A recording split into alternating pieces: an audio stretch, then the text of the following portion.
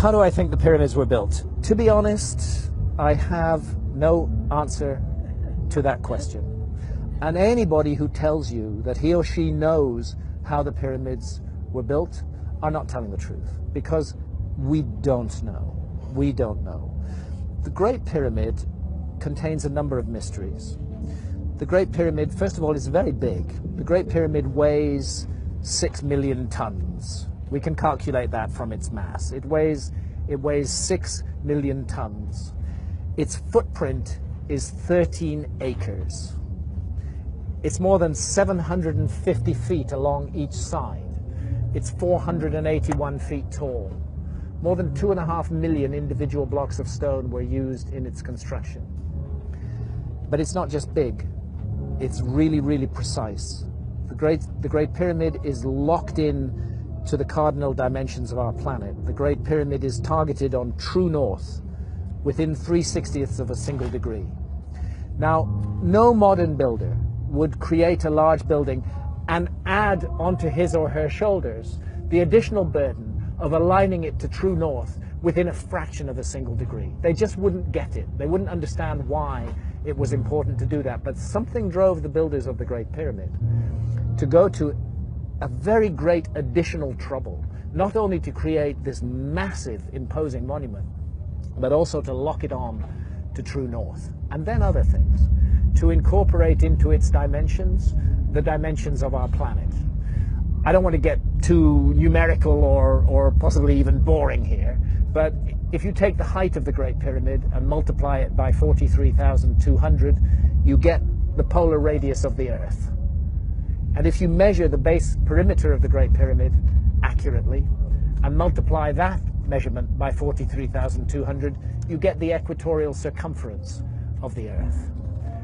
In other words, for thousands of years, through times, through dark ages, when human beings didn't even know they lived on a planet, never mind its dimensions, that monument has encoded and speaks out the dimensions of our planet on a scale of 1 to 43,200. And the scale is not random. The number 43,200 is derived from a key motion of the Earth, which is called the precession of the Earth's axis. The Earth wobbles on its axis very slowly at the rate of 1 degree every 72 years. And 43,200 is a multiple of 72. In fact, I think it's 600 times 72, but I need to double check that. But it's a multiple of 72. Check it out. So they've given us the dimensions of our planet on a scale defined by the planet itself. And that's an incredibly clever thing to do. How on earth did they do it? Where did that knowledge come from? This is why I'm forced to consider the possibility of a lost civilization in the human story. This is a work of almost, but not quite, space-age precision. It contains errors, but they are human errors for sure, but they're very tiny. The great precision, great skill, great craft. Some people will say to you, oh, the Great Pyramid was built by slaves. That is utter bullshit. No slaves were ever involved in the construction of the Great Pyramid. As far as I know, there were no slaves in Old Kingdom Egypt whatsoever. The Great Pyramid, I've climbed it 5 times. I've been in every known chamber in the Great Pyramid. It is a work of stunning artistic achievement. You're looking at the work of masters of architecture at the peak of their skill.